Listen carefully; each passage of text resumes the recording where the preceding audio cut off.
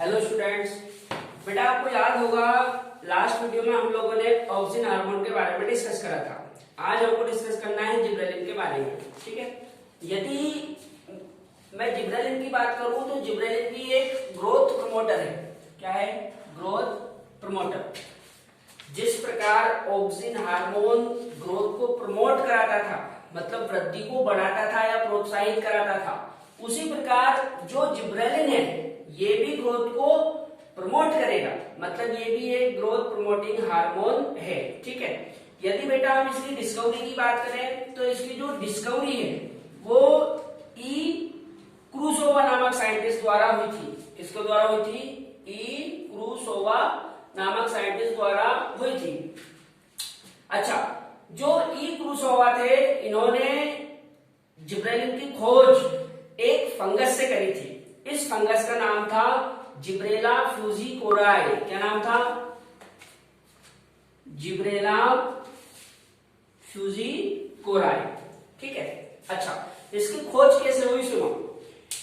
Actual में ये जो घटना है ये जापान की है। कहाँ की है? जापान की। एक बार क्या हुआ, जापान में जो राइस क्रॉप होती है, मतलब धान की फसल, उसमें एक डिसीज हो गई। उस डिसीज का नाम था बेटा बेकैनी डिसीज। क्या नाम था? बेकैनी डिसीज। आप इसको फुलिश सीडलिंग डिसीज भी बोल सकते हैं।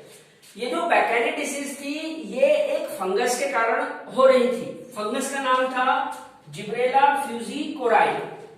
एक्चुअल में हो क्या रहा था, ये जो फंगस है ये एक ऐसे केमिकल को सिक्रीट कर रहा था जिससे डिसीज हो रही थी।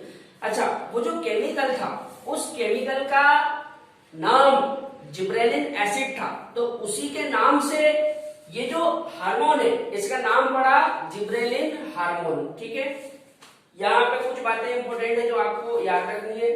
पहली चीज तो ई क्रूसोवा नामक साइंटिस्ट द्वारा इसकी डिस्कवरी हुई थी।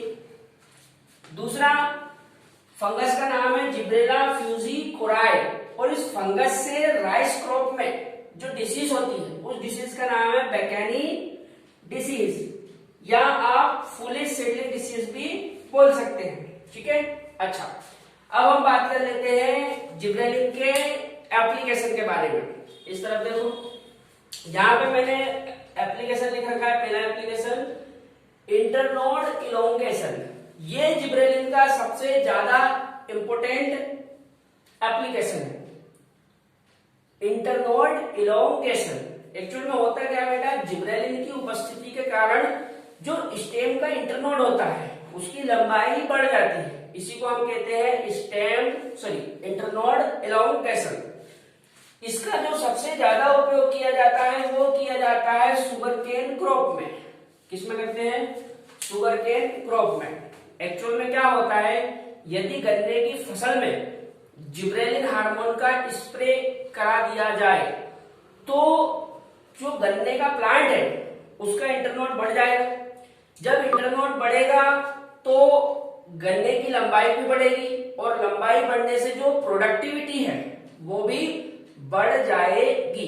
ठीक है बेटा, इसमें आपको बता दूं एनसीईआरटी में लिखा हुआ है कि जिब्रेलिन का स्प्रे कराने से जो गन्ने की उत्पादकता है, शुगर केन प्रोडक्टिविटी, वो 20 टन प्रति एकड़ के हिसाब से बढ़ जाती है। मतलब 1 एकड़ के जमीन से आप 20 टन ज्यादा प्रोडक्टिविटी ले सकते हैं। ठीक है, अच्छा इसके ऊपर आपको बता दूं नीट 2020 में क्वेश्चन भी आया हुआ है।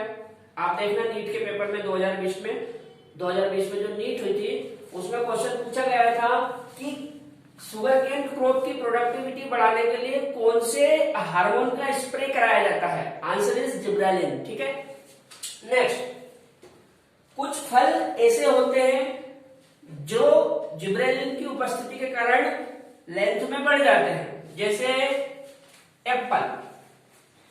ये जो सेब होता है ये जिब्रेलिन की उपस्थिति के कारण इसकी जो लेंथ होती है वो बढ़ जाती है।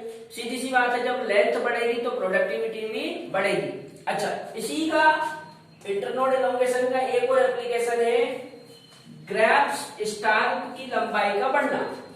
अंगूर का जो वृंत होता है उसकी लंबाई भी जिब्रेलिन के कारण बढ़ जाती है।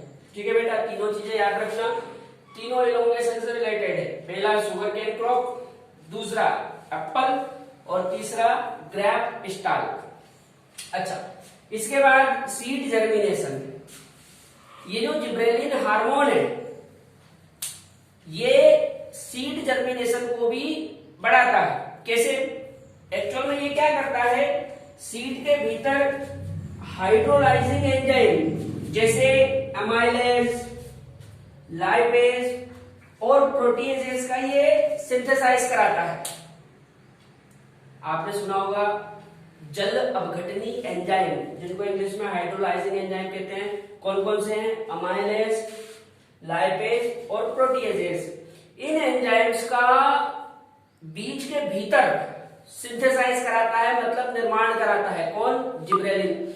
अच्छा, इनके निर्माण से क्या होगा बेटा? जब ये जल अपघटनी एंजाइम का निर्माण होगा तो सीड के भीतर जो मेटाबॉलिक प्रोसेस होती है, उपापचयी प्रक्रिया, वो बढ़ जाएगी और उपापचयी प्रक्रिया बढ़ने से जो सीड की डोरमेंसी है वो ब्रेक हो जाएगी। सीड डोरमेंसी ब्रेक होने से सीड का जर्मिनेशन हो जाता है। ठीक है, यहाँ पे मैंने आपको जिब्रेलिन के बारे में लगभग सारी चीजें बता दी।